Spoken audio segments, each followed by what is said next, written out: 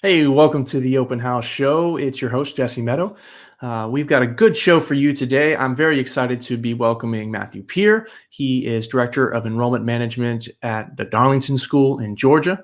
We're going to be talking about academy programs, the benefits that they may have on the enrollment, the little trick up their sleeve that they may be for some admissions directors, and possibility of enhancing or enacting something along your school. So without further ado, let's bring him on. Matthew, hey, how are you, sir? I'm doing great, Jesse. How are you doing today? Fantastic. Thank you for taking the time. I know it's a busy time of year, so I appreciate you taking 30, 45 minutes here and just discussing some academy programs with me. I'm excited about the topic. Well, thanks. I'm really excited as well. The academies have been a great recruiting tool for us, help students be involved in the life of the school, and creates opportunities for students after high school and in the college ranks. That's perfect. So, I know that you're new to admissions, new into the role. So, not new to schools, but new into the role. So, I'd love to hear, kind of your journey to admissions. And then what are some things that you're noticing, with your first year going in there?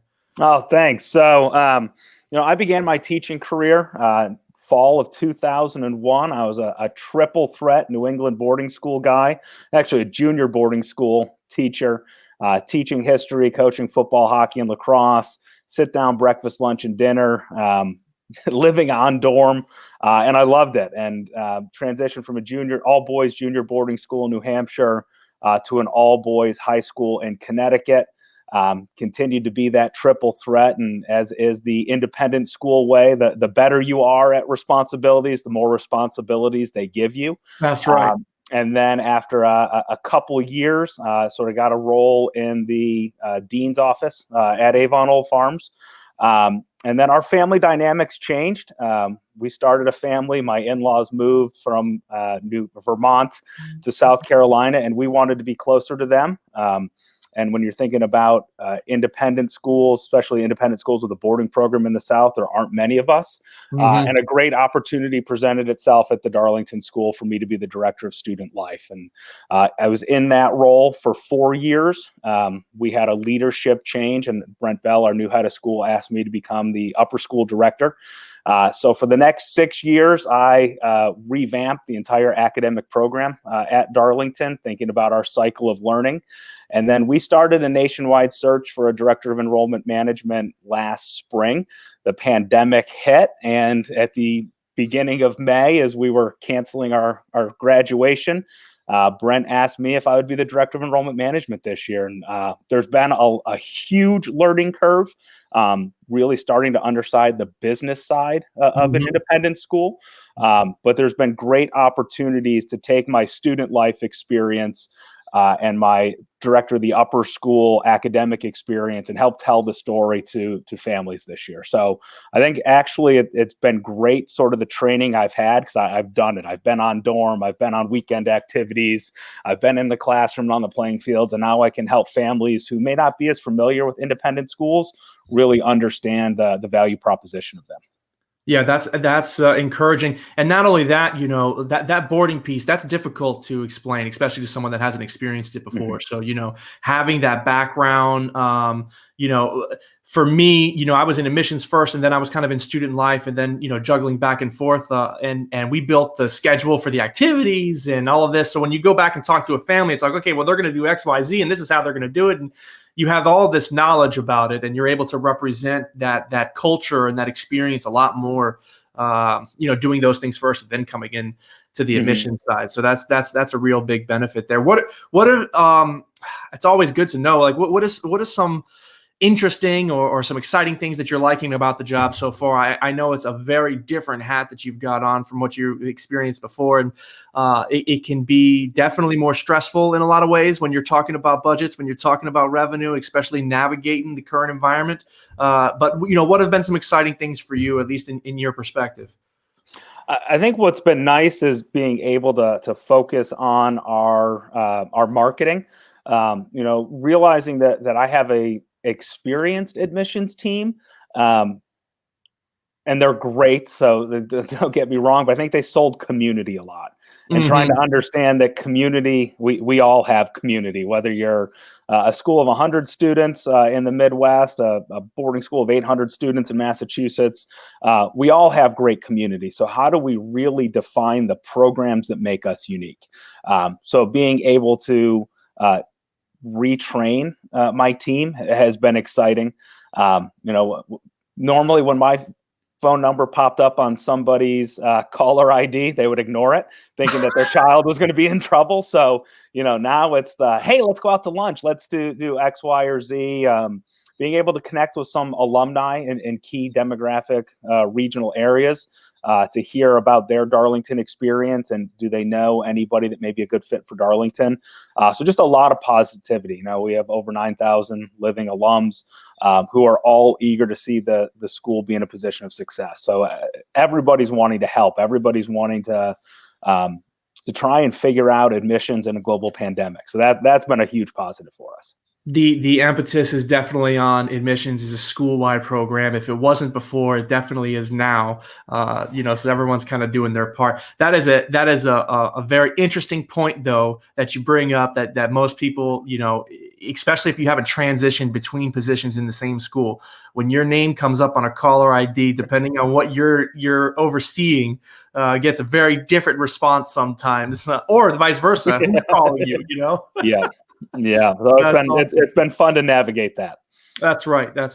So, tell us a little bit about the Darlington School. I know we're going to get into specifically kind of the academy programs and such, but tell us what draws families to Darlington for anyone that's not very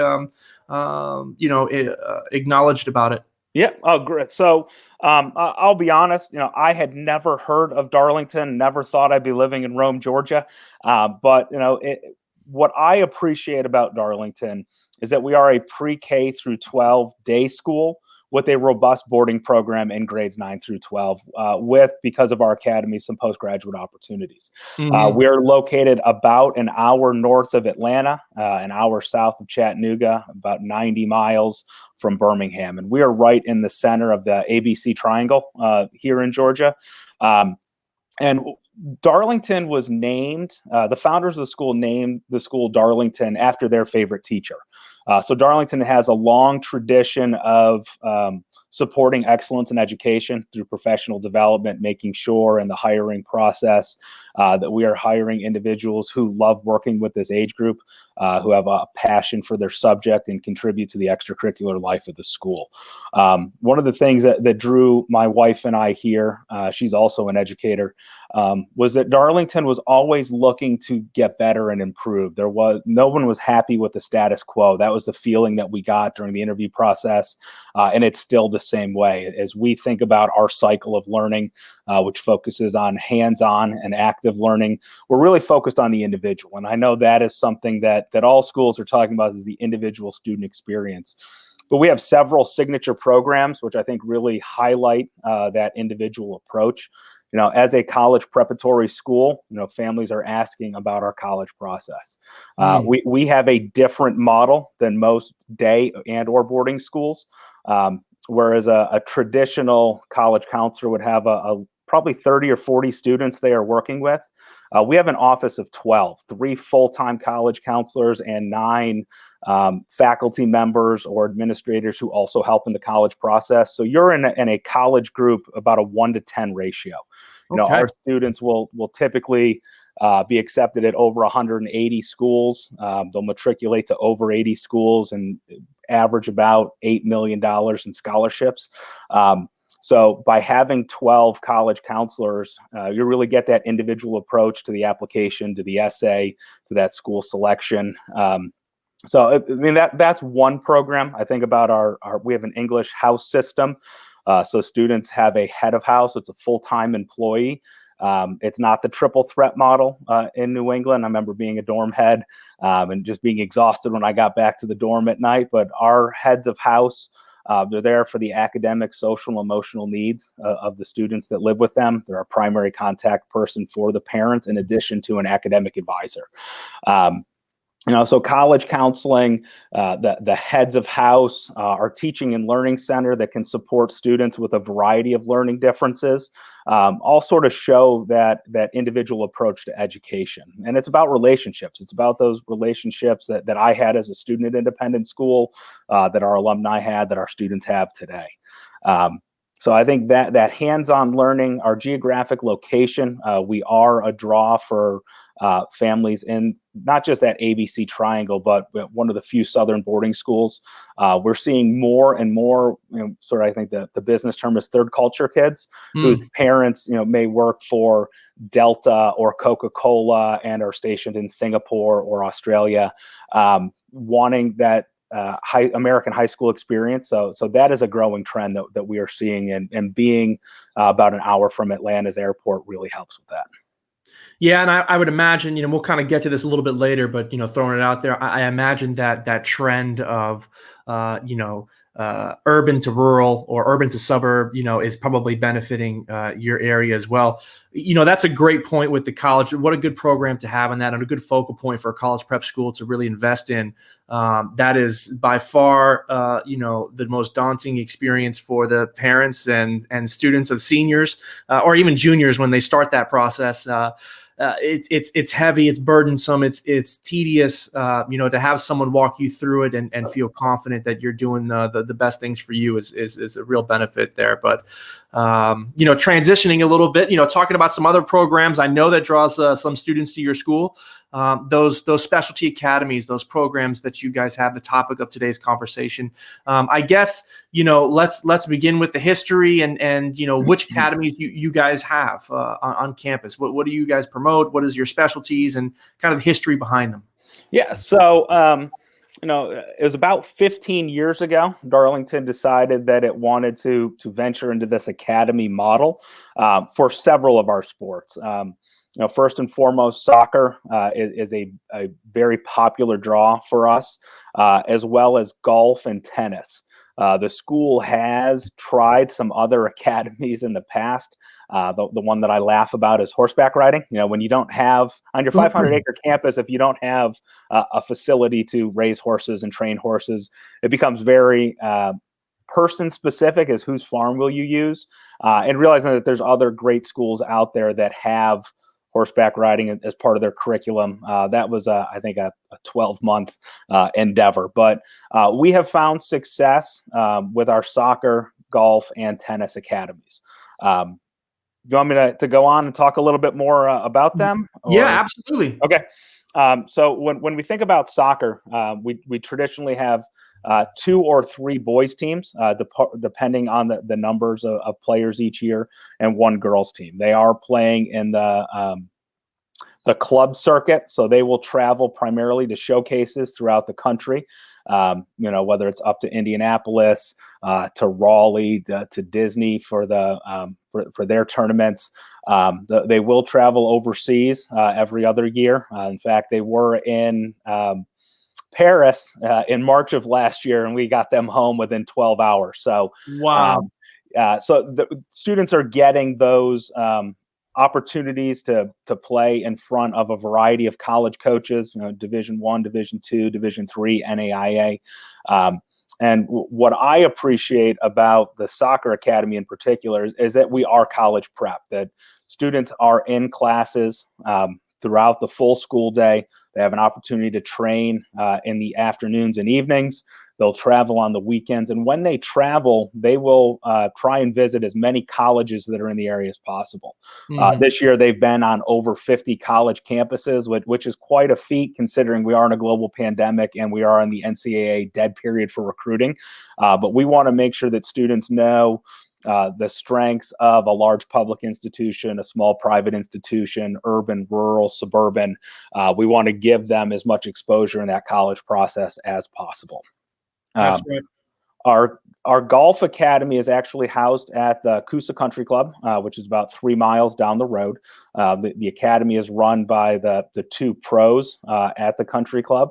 The students will have a strength and conditioning on Mondays when the club is closed, but they will work on their game Tuesday, Wednesday, Thursdays, and Fridays, and then play in the U.S. the Georgia PGA Junior events throughout the state and the Southeast on weekends. So they may be down at Sea Island, they may be outside Atlanta, in South Georgia, Carolinas, playing in events, usually about 2 events per month. And those are based on the students' abilities. You know, golf being more of an individual sport, especially at the academy level, is that Brian and Tripp, our pros, are going to put students in a position to be successful, making sure that they're playing in the tournaments that will benefit them the most. While we have had a tennis academy for several years, we're very excited with a new partnership that we have. The USTA built a 63-court facility on Berry College's campus. Berry is one of the 4 local colleges here in Rome. It's the largest hard court facility in the country. It has 6 indoor courts. The ACC championship was here 2 years ago. It'll be here for the next couple of years. Our players have the play site technology, so their parents can log in and watch them compete and train. It's also a great recruiting tool for colleges. So we're very excited about the direction that the tennis academy is going to be going, trying to become on par with our golf and soccer academies. Yeah, those are 3 perfect programs, to build academies around. I mean, you can have the sky's the limit with the opportunities that you have there, and expanding it even more from there. I know you tried your hand at some other ones, and for whatever reason they didn't work. I'm sure they all have their various reasons. I'd be interested. How does the scheduling work with something like that? In my experience, I know it's intense. I mean, you're there for a purpose, and it's the college prep that you building character throughout both sides, the academic and the athletic side. That athletic academic balance, how do you guys strike that at Darlington? Yeah, great. So as I mentioned in my role as the upper school director, about 6 years ago, we worked with ISM on a schedule overhaul because we really wanted to focus on that active hands-on learning. And as we were thinking about brain research and best practices in education, knowing that there needs to be periods of reflection between class meetings for students to really absorb and retain that information, we went with the model that classes will meet for extended periods of time, but less frequently. So what does that mean? That means in the high school, it's more like a college schedule. We have an 8-day rotating schedule, and classes meet every other day. So it is actually a great benefit to our academy athletes. So if you're traveling to that tournament in Indianapolis and you need to leave Thursday afternoon after school and you miss Friday classes, well, those classes won't meet again till Tuesday. And we have extra help sessions built into the academic day so that on Monday, those students that miss school on Friday can go and see their teachers to review problems, to get notes, to make sure they understand the skills that were taught in class that day to be ready for Tuesday's class. Oh, that's perfect. So our schedule sort of enhances that academy experience because of our rotating classes, that no 2 Fridays are ever the same. So even if you were leaving at lunchtime on Friday, the classes as they rotate through the day will never be the same ones at that afternoon. What's nice about our new partnership with our tennis academy is that we are hosting 2 UTR events per month here in Rome. There's actually a tournament 52 weekends of the year at this beautiful facility, but our student athletes have the opportunity to play locally. Those tournaments would start Friday afternoon and go through Saturday. And the way the UTR works is it's different than some of the USTA rankings, is that you get points based on the skills of your opponent. So we actually had an opportunity, one of our first tournaments this fall, some of our new players were competing against students on the Auburn tennis team, a student who plays at Ohio State and West Virginia. So while he may not have won a match, he still gained points the way this system works. And it's actually what colleges are looking at your UTR ranking as they're thinking about the scholarship process. So we're hoping that will also be something, having local tournaments, you're not having to travel as far, that will entice students to want to come here for the college and the tennis. That had to be a good experience for them, especially with, principally speaking, you only get better when you play better. Hmm. You don't necessarily have to dominate, but you're going to get better when you start playing some college Hmm. level players. That's Yeah. great. You know, I know for a lot of schools, they didn't even have the option of athletics. Here we are talking about a specialty program for athletics. I guess, going into my next question, how were you able to prepare with all of the COVID mitigation responsibilities? What did that look like? I guess locally in Georgia, because it's pretty much, it's done state by state as far as regulations go. And, how were you able to prepare for that athletic season and I guess continuously maintain throughout as well? Yeah, great question. And I know every school had a different approach to their thought process. So early on in the pandemic, our head of school established 3 committees. One committee was looking at the business and finance side of what reopening would look like. Another group was looking at what does teaching and learning look like if we need to be virtual, if we need to be hybrid, if we're in person. And then there was a third group which was looking at the health of our community. Since I was the upper school director at that time, I was on all 3 committees. Okay. And I got to lead our health of the community committee just with my student life background. So we tried to come up with a philosophy early on. We knew that we could not prevent the spread of COVID-19.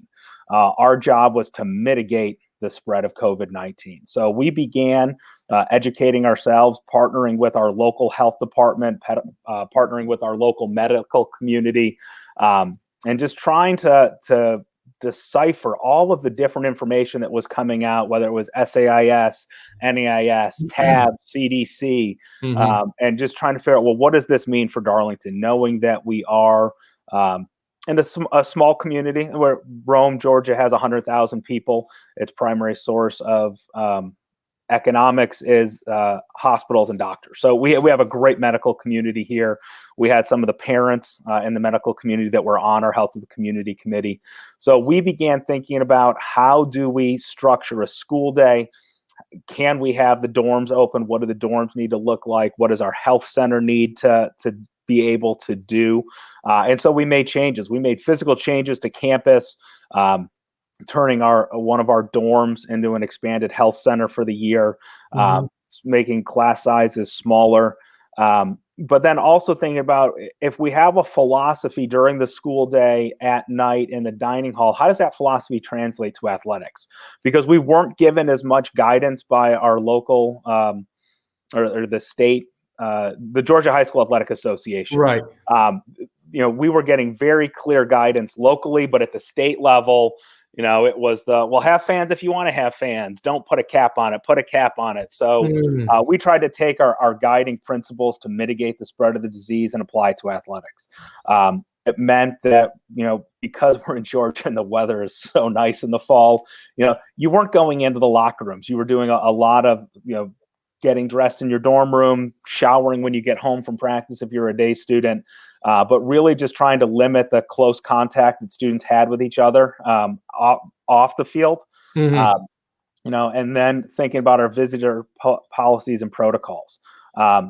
Being in Georgia, high school football is a big deal on Friday nights, and having 200 tickets for students and about 100 students for parents in our community that didn't have a child playing. It felt different, but we were able to compete in every game. We did not have to cancel any athletic contests in the fall. As we went into a spring season or our winter season, obviously going indoors is harder. Mm-hmm. But we, again, limiting attendance at basketball games, having those mask mandates, swimming. My children are on our swim team. Live streaming events so parents and spectators could watch, and not allowing people into the natatorium was important. We have the area wrestling tournament this weekend. So the fact that we were able to successfully have a wrestling season, given all that we know or don't know about COVID-19, I think comes down to our training staff. Our athletic trainers, our athletic director, just staying on top of our policies and procedures, making sure that we're wearing masks, making sure that we're following the latest guidelines, that we're cleaning regularly. And And again, what it really comes down to is the buy-in from your community. Yeah. Our parents wanted in-person learning. Our faculty wanted in-person learning. Our students certainly wanted to be on campus and socialize and have that academics. So they have bought in. We're heading into a spring sports season. I'm wearing my lacrosse shirt or my lacrosse sweater right now because we're 1 week into practice, and it's hard. It's hard thinking about coaching with a mask, making sure everybody brings their own water bottle each and every day. But it really made the way that we've rethought teaching and learning, I think, is also what coaches are having to do. Yeah. You really are staying spread out. You're not huddling up and explaining drills. You're trying to really focus on that individual skill progression, at least at this point in the season for my team. So I've had to rethink the way that I coach each and every day. Traveling to athletic competitions, trying to cohort the teams, making sure that less passengers on the bus. Could parents assist with driving their child to the game? Just really rethinking how we do everything. And when you talk with our booster clubs, they're like, well, concessions are down and ticket sales are down, and I'm like, well, we're having school. Our kids are healthy. Our kids are learning.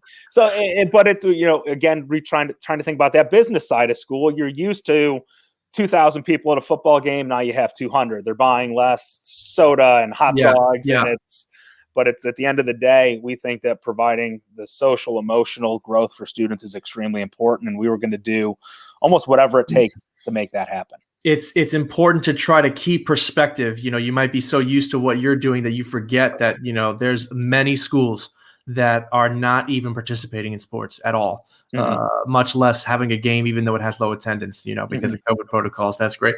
But kind of on that front, I guess, maybe you saw a draw to your school last enrollment season, maybe not, maybe it was too soon. But on the topic of kind of enrollment benefits of having Academy of programs, what have you seen as far as, your experience with having an Academy program as kind of a niche trick up your sleeve, I guess, in that enrollment process, something to offer families and students? Yeah, I think that, a couple benefits. One of our largest pipelines for our soccer academy is Alaska. So areas where year-round sports are not possible, either because of the weather or facilities, because of our warmer climate than the majority of the country. Having students being able to play that sport that they're passionate about 10, 11 months out of the year is extremely beneficial. What we are seeing, and I think we're all going to be seeing this industry-wide, is with this pause in-person learning for so many students, people having to navigate the college process, thinking about, well, do I need another year of school, whether it's repeating a grade, staying back, a gap year. And in Georgia and in so many of the southern states, the High School Athletic Association gives you 4 years of eligibility that run concurrently beginning with 9th grade. So for any student who needs that academic or social emotional growth that another year provides, they're going to be unable to play in our local or our regional state association. So if you're interested in playing soccer and tennis and in golf, and you need that additional year of school, our academies provide a great opportunity for you to be able to do that. I think what draws families to our academies is that college first focus. And my St. Lawrence banner is behind me. We celebrate Grace, who graduated 2 years ago, that went to a small liberal arts college in northern New York to play Division III lacrosse. The same way that we talk about Jane Campbell, goes to Stanford and is now a goalie on the U.S. national women's team, is that we have that individual approach. We're thinking about college prep, and we know that every student's path is different.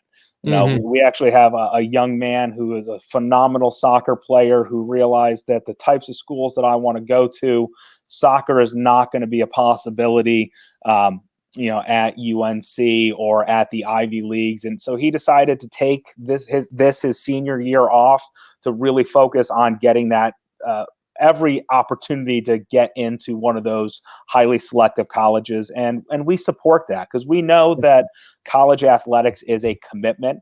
And I think we see that a lot on the golf and the tennis side, is that there's lifelong learning opportunities in those skills that can be developed, not just on a soccer field, but on a golf course, on a tennis court. And we want to support students who want to further their academic career in college at the collegiate level, but also those students that use this for the camaraderie, for the team building, for the leadership skills that are developed in high school sports. So, we're not a Division I or bust program. We are really focused on that individual and giving them opportunities to be successful with the types of competitions that they're in.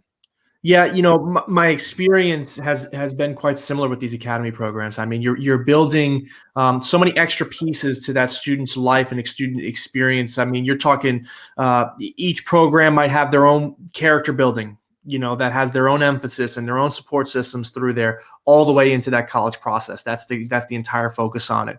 I imagine in your case, you'll have, several different teams competing at different skill levels, depending on where you are. And you can kind of rise and fall between those ranks. So, a normal situation, if you've only got one or two teams, there's a lot of kids that aren't going to get playing time, or they're not going to get that experience, that might be fine for that D3 level. But when you have a robust academy program, you're able to get those kids trained at their best level. What was interesting for me, especially on the international front, and I know the pandemic has kind of halted that in so many different ways, but, countries, sometimes it's not really an option to do both, this college prep mentality of academics and your sport. You kind of had to choose, do I want to become a professional soccer player, or do I want to go to school and go to college? Because I can't really do both. My schedules don't allow for that to happen at home. They come to a place in the States where, like yourselves, that offer both aspects. I can grow you as a person, as a character, as a student, get you academically ready for that next level, as well as get you ready for that next level and beyond on the athletic level. So that's really important. And with the focus being obviously college admissions, whether that be D1, D3, D2, or professional, in soccer specifically, it's a little bit unique in that, you can sign professional deals at this age. But, with some of your other programs, how have the colleges responded to these academy programs as far as the, recruitment efforts? I know you kind of touched on it before, but is it something that's beneficial that maybe what wouldn't be there as far as the interest and those, I guess, pipelines, those connections that you guys have? Yeah, I think, from a college recruiting perspective, they know a college coach will know that our students are going to be prepared for that workload in the classroom with the travel and training schedule, that they know that whether a student is here for 1, 2, 3, or 4 years, that they have that good foundation. Our students can have really worked on those executive functioning skills. They have the time management down. They have that drive and that desire. We will have, I think about our golf academy. We had one young man who's playing Division I golf this year, and he is going to be very successful. And did the academy help him get there? I'm not sure. I think he probably would have gotten there training at his local country club, playing on the circuits that he was playing on before he got to Darlington. We have another student who's going to be playing Division III golf next year, who the academy certainly got him those opportunities. So, I think it is sports specific. I think the exposure that we give our players and the training regimen and those skills are looked favorably upon by college coaches. What I didn't mention, and I think it's important, is that in addition to our golf, soccer, and tennis academies, we also have Georgia High School Athletic Association golf, tennis, and soccer. So we do have another alternative for the student that isn't up to the rigor of the training and the travel with the academy. So, we do see students, it's a two-way street. Some will start playing Georgia High School and switch to the academy. Some will start with the academy and then go to Georgia High School. because it is all about fit. We don't want to lose a great student because there isn't that opportunity to play if they're maybe not as good as they thought they were, or an injury has slowed them down, or their college aspirations have changed. We want to make sure that students have that opportunity to excel. I think the college process is going to be very intriguing these next 6 to 24 months, as the NCAA is granting everybody an extra year of eligibility, as you're still in this NCAA dead period. Students that weren't able to be seen last spring or this year, is there going to be scholarship money? Are there going to be roster spots available? And I think you will see an increase in the number of postgraduates or students sort of pausing. And so I think there will be a trickle-down effect that could benefit all independent schools, especially independent boarding schools. I think back to my time in Connecticut, we'd have 2 or 3 commissioned cadets from West Point that were postgraduates each year. And when you add that type of student to your community, it changes the culture. Natural-born leaders living in the dorms, and I'm hopeful that we can all benefit. As hard as it is to say, we want to benefit from pandemic, I think college coaches may be slowing down on the recruiting and with scholarships and spots they have available. Independent schools can thrive because we can be flexible. We can be creative and student-centered to make sure that we're preparing students for college when it is appropriate for them to begin their schooling. No, that's completely understandable. And that post-grad piece, and obviously that kind of coexists and goes along with, the academy programs. It's not really so possible, at least on the athletic side, without it. That's going to be a crucial piece. I mean, there's a lot of kids that, for no fault of their own, weren't able to progress, whether it be athletically, academically. They're going to need that extra training. They're going to need that extra year before they jump in, or, where they were because of the lack of training isn't quite where they thought they would be, and they want to get that extra year to get a little bit higher. Not saying that they didn't have any options, but, when we were talking about this before, you brought up a good point. I don't want to forget to bring it up. But we were talking about kind of pandemic trends in athletics, and you talked a lot about this kind of this gap of students that decided to stay home, and now they're coming back, and they're missing transcripts, they're missing grades because they missed this time, and they're not correlating that progression, that natural progression into the NCAA and into the colleges. Have you seen that a little bit more prevalently than normal? And how are you guys addressing that as best you can? Some of it's really out of your hands. Yeah, Jesse, I think that's a great point. I think with my unique sort of path to this role as director of enrollment management, I'm able to navigate this probably a little bit better than some other seasoned or established directors of enrollment management, because I can talk with families and students about what does this mean for the college process. Mm-hmm. We had the Atlanta public schools have been virtual almost the whole year. Some students have been struggling with that, and students went an entire semester without earning credits because either they just chose not to be in school, or their grades weren't high enough to grant them credit. And families are struggling. Families are looking for what are our options. So from that academic aspect, I can talk about that idea of repeating a grade. What could we do second semester? What can we be thinking about with summer options? Because I don't think families quite understand what colleges will be looking for when it comes to your English and math and social sciences credits. And when they don't understand that, then trying to explain the NCAA clearinghouse to them, their mind is blown. So, it's not just about a standardized test score. And I think that's what the strength of an independent school curriculum is that it is relationships, it is skills-based. So trying to help families understand here's where we are right now.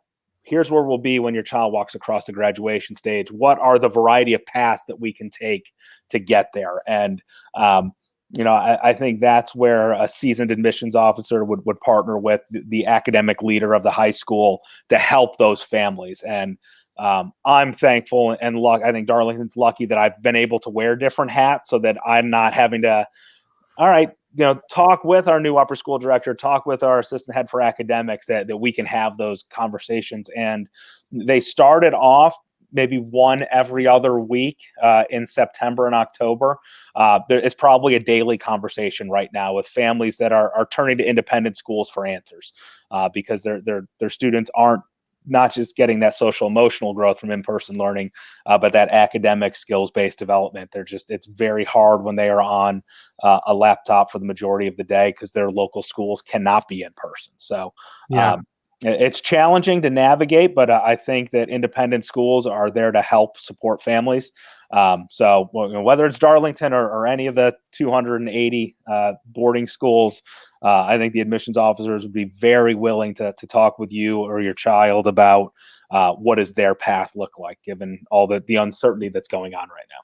Yeah, absolutely. I mean, luckily for you, the academy programs have brought, one, the ability to even play at all being in Georgia. Now we've got the postgraduate program.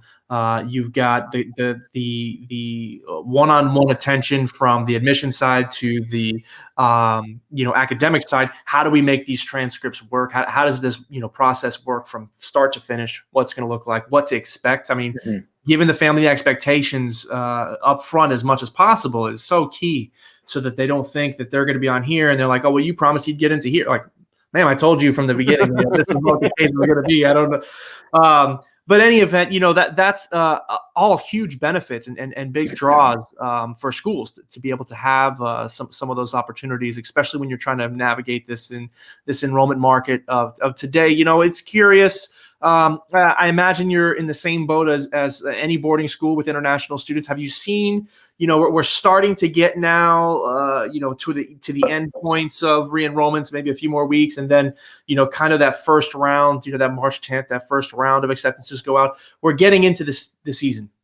Are we seeing any uptick in international, or because of, the variety and the not clear cutness of where this pandemic is still going to go, even though we're on more of a positive trend with vaccines and possibilities? Are you seeing anything different with the international market right now, or is that still kind of up in the air, too early to tell kind of thing? I think some of the trends that we're seeing, and I'm not trying to dance around your question, being new to this, trying to understand the data. What I can verify is that the number of domestic boarding inquiries is up significantly from over the past 2 years.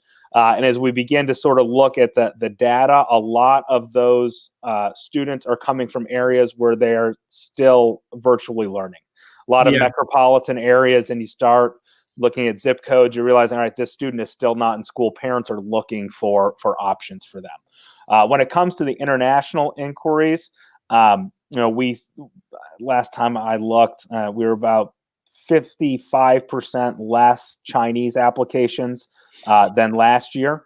But I think the caveat to that is when I talk with my admissions counselors, they feel that the relationships, the intent, and the investment from the families that they are working with from Asia is significantly better. That these families, they know a lot more about the school, they understand the process. I think families are doing their due diligence in Asia as they are thinking about coming to a school like Darlington. So it feels like we're making more authentic connections and relationships this year with Chinese students. As we look at some other areas, we are seeing dramatic increases in applicants from some of the African nations, from the Caribbean, from Central South America and Europe. And the trend is that they're all 11th graders. I've prepared my predecessor for a larger 11th grade than normal, but it gets to the point, what is too large? You don't want to be budgeting and prepared for 130 students and be like, hey, guess what? We have 170. It doesn't programmatically, it doesn't work. So, we are seeing students that I think probably would have come to boarding school in 10th grade, whether it was Darlington or a different school, waiting that year and now looking for those 2 years before they begin that college university in the United States. So, we are seeing a shift in the ages. The applicants are a little bit older than they have been in the previous years. Still, we typically will have students that come from about 25 different countries. We do have some new countries on, like new countries on that list: Ethiopia, Morocco. It is growing. Belize, some countries where we traditionally haven't done much outreach, much marketing, but families are at least in the application process right now from those 3 countries, and specifically in addition to our traditional countries where students come from.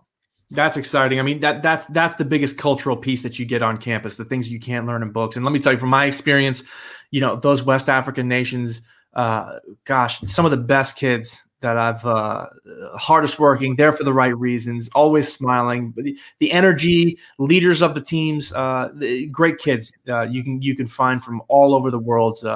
But those West African nations, they have some of those kids, I'm thinking about them now. They're close to my heart, and I hope they do well in everything they do. I hope you get the same caliber coming your way. They're going to do wonders for your campus. I'm excited to hear that there's some progression, some new things coming your way.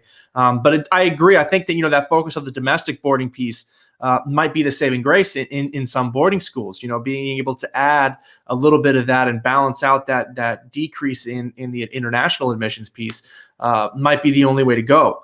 Because there are a lot of places, where they might have the means to send their kid to boarding school, or maybe you meet them certain ways. It's better than zero sometimes, depending on your budget, because they're virtual at home, here right. in the States still.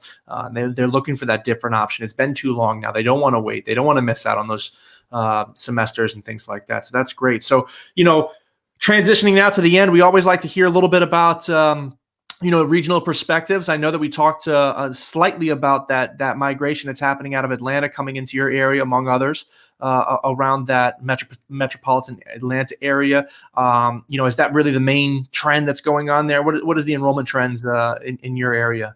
I think my biggest takeaway from this admission cycle is that our day families are applying earlier in the admission cycle and at younger grades. I think there was a tendency that, we'll wait till middle school, we'll wait till high school. And as we've seen, our public school number of quarantines grow, and taking 2-week pauses in the in-person learning locally, our applications have increased. We do have a what we call an early action program, whereas if you get everything completed by December 31st, you can lock in this year's tuition. In the past, we've had anywhere from 2 to 10 families in that early action lock in the tuition. This year was 37. So those families are not applying for tuition assistance. So we are seeing an increase there, and in those younger grades, which is great. But we are single section through 2nd grade.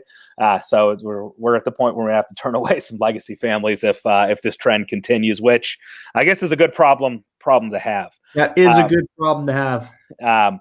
But we are seeing more families that want to hear our story about college prep, that they realizing that, an independent school tuition is a sacrifice, for every family, no matter what your net income is. So people are really, what is the college landscape going to look like? How are you going to prepare my child? So we are seeing that. We are seeing home sales prices increase by 16% compared to last January.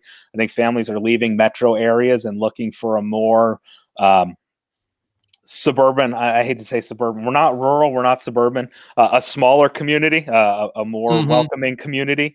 And a lot of those families, their children are already in independent schools. So they are coming to us first as they're thinking about moving to this area to compare their current independent school to Darlington. So we're seeing that. It's been good.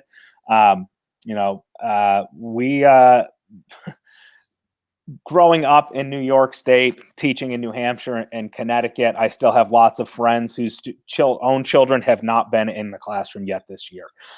Georgia, thankfully, and politics aside, made some decisions to open up early. And I think that gave us as school leadership the opportunity to really plan what a school year can look like. And, having classes, having sports is great for students. Not being able to have a homecoming dance, not having class trips or field trips, the big question: what is prom? Yeah, What is a graduation going to look like? I think that's hard, but I think that our families know that we are wrestling with those questions. We're not defaulting to, well, school A or school B is doing it that way, so we're going to do it the same way. Is that we are making independent decisions, and that's right. I think our local community appreciates that. They know the thought process that we have. What's in the best interest of the students, and I think that is what is going to help us in this admission cycle, is that so many people know that we are student first. We're student centered, thinking about the students, what is in their best interest, and what is safe and what is responsible. Yep. So everything that we have done with COVID this year has been with the students and their safety first and foremost. I think that there has been a very, very strong, from what I'm hearing, that parent community partnership with the school. And, we talked a little bit about expectations before, but, last spring, towards the end of the year, it was just so new. Everything was so unknown. Everything was just getting tossed around. Of course, you have drive-through graduations and things like this. And, now we've got a year to plan. I think that the families understand that things will not be, there will still be missed experiences than your typical traditional year. But at the same time, I think they have the confidence and, hopefully the communication two-way street with the school to know that, things are getting implemented. We are trying to make this the best experience that we possibly can within the parameters of what we're able to do, given the certain circumstances. And luckily, independent schools have a huge advantage in being able to do that, whether it be, even with the hardships and finances that they're seeing, they still have an independent ability with their budgets to focus at how they like. Where on a public option, you don't really have those abilities, and you could really make the best out of a bad situation, especially when you're student focused, like you were saying. So that's very important. We talked about that a lot. I guess my last question, we always close with a positive note, and you've kind of mentioned it. You've got these newer applicants, younger applicants coming in quicker. You've got some new international countries coming through in small cases. Your domestic boarding is obviously doing well. What do you see as the biggest enrollment opportunity for you this year? I think it's in our middle grades. Thinking that the parents are wanting to make sure their child is prepared for high school. We have some great character, leadership, and academic programs, as well as athletic opportunities. Our local public schools have made some decisions that I don't think are student-centered for middle school age students, moving 8th graders to the high school campus, moving 5th graders to the middle school campus for cost-saving measures. So I think that we need to capitalize on that to grow our middle school, which has been relatively flat for the last 5 or 10 years in terms of enrollment. So we're hoping that the decisions that other local leaders have made will help us there, along with that, college prep focus. Obviously, we're very encouraged by the domestic boarding numbers of applicants, but making sure that we are balancing the financial piece of that school. While the applications are up, so are the financial aid applications for those students. So I think there's going to be some opportunities to provide an independent boarding education to a lot of students. But how are we doing that from a fiduciary standpoint is important. My pitch to our board of trustees in January is our next campaign needs to have some endowed merit scholarship opportunity as part of that, so that we can give as many students a Darlington education as possible. I think that the opportunities really come from schools like Darlington being flexible, knowing that students are in a variety of different stages in terms of their academic and emotional and social growth right now. Is that as we look at probably this admission cycle and then the next two, students are going to be in very different places compared to where they have been. Talking with my wife last night, who's a first grade teacher, she goes, last year I was like 3 weeks ahead of where I am now. I was like, and remember, last year these kids didn't have in-person learning for 3 months. So, Right. And if we're seeing that in first grade, how does that ramp up until they're ready to go to college? So I think it's that flexibility, and I think that our faculty, our administration understands that, and we're going to be willing and able to support students where they are on their journey. And I think that that's the key for independent schools, is that we can't rely or rest on our laurels of whether this is who we are. We are all need to be changing as our industry changes. Absolutely. And those are great points. I agree with you 100%. I mean, that's some of the benefits of independent schools and their ability to be flexible and meet their families where they are. So, Matt, thank you so much. What a robust conversation. We covered a lot today. I really appreciate it. I think we have some great insights for anyone that was listening in or checking this out afterwards. I really appreciate you taking the better part of an hour here out of your day, out of your busy Monday start to the week and spending it with me. So, thank you so much for coming on the show. I appreciate it. Thanks, Jesse. I hope you have a great rest of the week and a great admission season. Appreciate it. Thank you. See you later. You too. Right. Best of luck. All right. Take care. Okay. Well, that'll do it for us today. Thank you so much for tuning in. And if you'd like to see this episode along with any of the other previous season 1 episodes, you can go to schoolcraftdigital.com. It's right there on the resources page. We also have all of them on our Facebook and our YouTube pages, Schoolcraft Digital. Thank you so much. Hope you enjoyed the show. We'll see you next week.